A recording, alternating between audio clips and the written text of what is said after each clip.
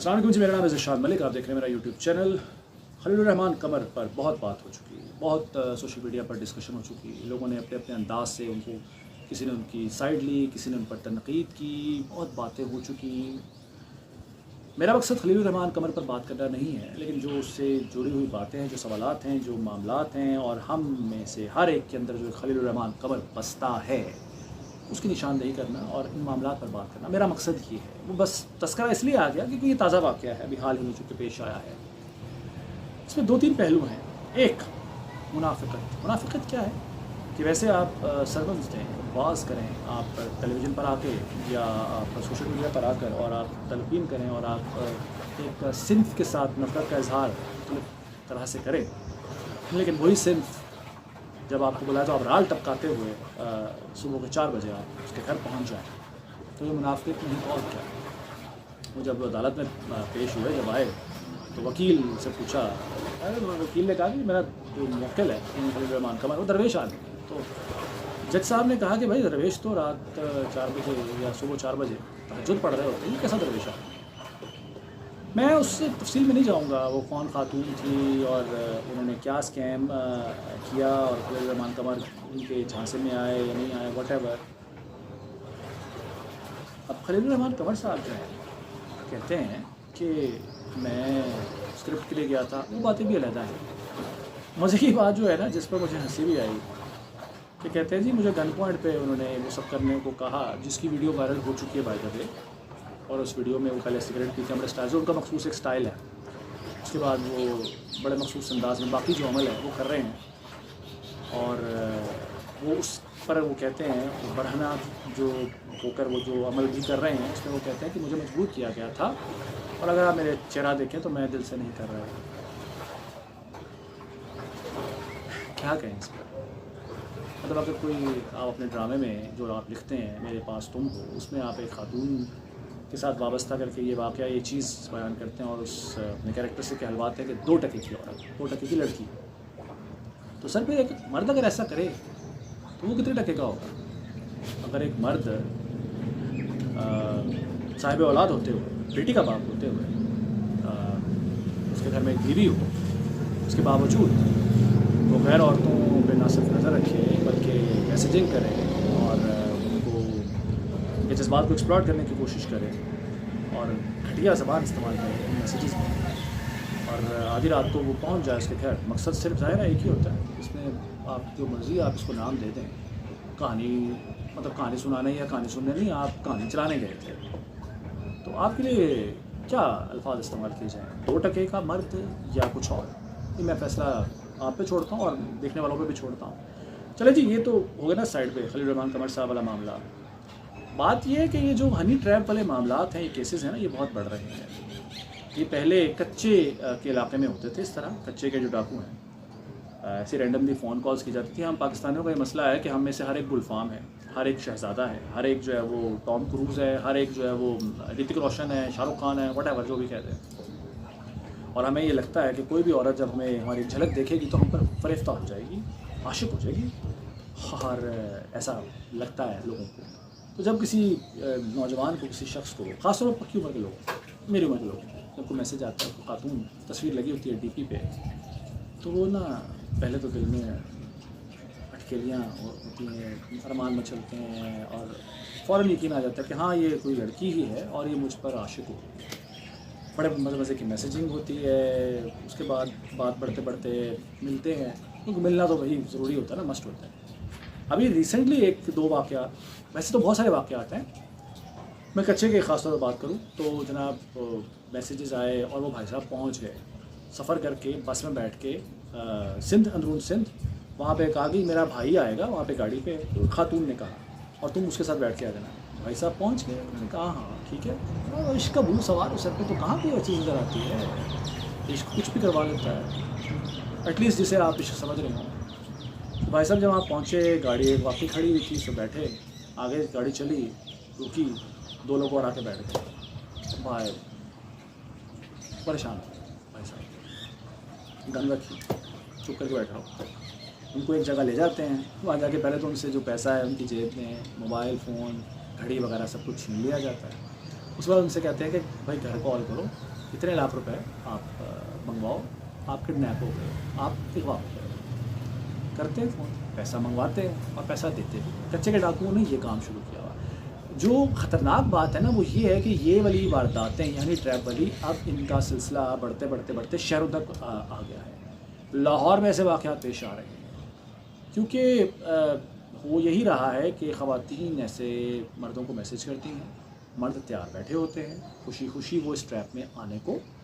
ابھی ریسنٹلی ایک نوجوان جو ہے وہ فلیٹ پر پہنچا ناشتہ لے کے. نوجوان جو اپنے ماں باپ کا کام نہ کرے، ماں اگر کہے کہ بیٹا سبزی لا دو تو وہ کبھی نہیں کرے کہ ماں میں تھکا ہوں، لیکن وہ محبوبہ کے لیے صبح صبح ناشتہ لے کے پہنچا.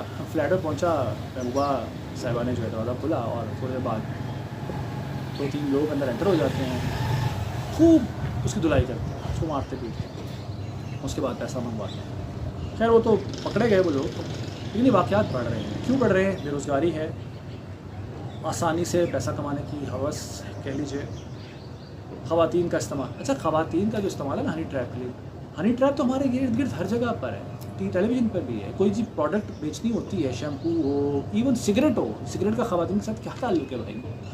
مردوں کی چیز ہو، شیونگ ریزر ہو، ہم اس میں ایڈز میں جو اشتہار ہوتے ہیں ان میں آپ خاتون کو دیکھیں گے، خاتون صاحبہ آتی ہیں اور مرد نے شیو کی ہوتی ہے، وہ ایسے ہاتھ پیر انگریزی میں کچھ نہ کچھ کہتی ہیں. تو یہ بھی ہنی ٹریپ ہی ہے نا. ہنی ٹریپ کیسے ہے کہ آپ لوگوں کو راغب کر رہے ہیں پروڈکٹ خریدو، اس عورت کا، اس حوا کی بیٹی کا چہرہ دکھا کے. تو یہ ہنی ٹریپ نہیں تو اور کیا ہے؟ ہنی ٹریپ تو ہمارے ارد گرد ہر جگہ بکھرے پڑے ہیں. اور یہ ہنی ٹریپ میں صرف مرد نہیں آتے، خواتین بھی آتی ہیں جو گھر سے ستائی ہوتی ہیں، جو اپنے شوہر سے خوش نہیں ہوتی ہیں، جو اپنے سسرال سے خوش نہیں ہوتی ہیں، جن کو لگتا ہے یا ہوتا بھی ہے کہ ان کا جو شوہر ہے ان کی طرف آپ پہلے کی طرح توجہ نہیں دیتے ہیں، بچے پیدا ہوئے ہیں یا کچھ بھی ہے، وہ بھی ٹریپ ہوتی ہیں نوجوانوں کے ہاتھوں. کیونکہ خاتون کو اگر یہ یقین دلا دیا جائے کہ بھائی تم دنیا کی آخری خوبصورت عورت ہو اور تمہارے ساتھ بڑی زیادتی ہو رہی ہے، تمہارا شوہر تمہاری قدر نہیں کرتا، تو وہ ساری باتیں مان لیتی ہیں. ایک فیکٹ ہے. اور خاص طور پر جو پکی عمر کی خواتین ہیں وہ ایسے ٹریپ میں بہت جلدی آ جاتی ہیں، اور وہ اتنی جلدی آ جاتی ہیں کہ وہ پھر اپنی جو مان مریادہ ہے، جو اپنی عزت ہے، اپنی روایات ہیں، وہ پیچھے چھوڑ دیتی ہیں. پھر ایسی خاتون میں اور ایک جسم فروش عورت میں کوئی فرق نہیں رہتا ہے. یہ واقعات پیش آ رہے ہیں، انفارچونیٹلی یہ واقعات پیش آ رہے ہیں. تو ہنی ٹریپ کی مختلف اقسام ہیں. اب المیہ یہ ہے کہ یہ واقعات بڑھ رہے ہیں اور بہت سارے ایسے واقعات، بلکہ اگر میں کہوں کہ 80% ایسے واقعات ہوتے ہیں لیکن وہ رپورٹ نہیں ہوتے. رپورٹ کیوں نہیں ہوتے؟ کیونکہ لوگ جو ہے اپنی عزت کی خاطر وہ چپ رہتے ہیں. جیسے اگر کوئی شادی شدہ شخص ہے وہ یہ ظاہر ہے نہیں چاہے گا کہ اس کی اولاد کو، اس کی بیوی کو، اس کے گھر والوں کو، اس کے ماں باپ کو پتہ چلے کہ کیا ہوا تھا. جی بھائی صاحب جو ہیں وہ کسی خاتون کے چکر میں آ کے وہاں گئے تھے، جمع پونجی لٹا آئے ہیں. ظاہر ہے وہ نہیں چاہیں. اسی طرح کوئی عورت جو ہے وہ بھی نہیں چاہے گی، نہیں چاہتی کہ پتہ چلے، رپورٹ نہیں کرتے ہیں ایسے واقعات کو کہ بھائی لوگ کیا کہیں گے، میری اولاد کیا کہے گی، میرے بھائی میرے باپ کیا کہے گا، وہ تو مار دیں گے مجھے. ایسا ہوتا ہے، ایسے واقعات ہوتے ہیں.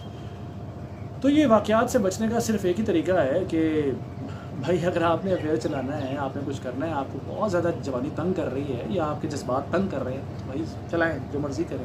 تصدیق کر لیں کہ جس سے آپ بات کر رہے ہیں وہ خاتون ہے نہیں بھی ہے تو پتہ تو چلے نا، اور منہ اٹھا کے کسی سے ملنے نہ چلے جائے. میں یہی کہہ سکتا ہوں. ظاہر میں اگر یہ کہوں گا کہ بھائی ایسے ٹریپ میں نہ آئیں، کون سنے گا، کون مانے گا؟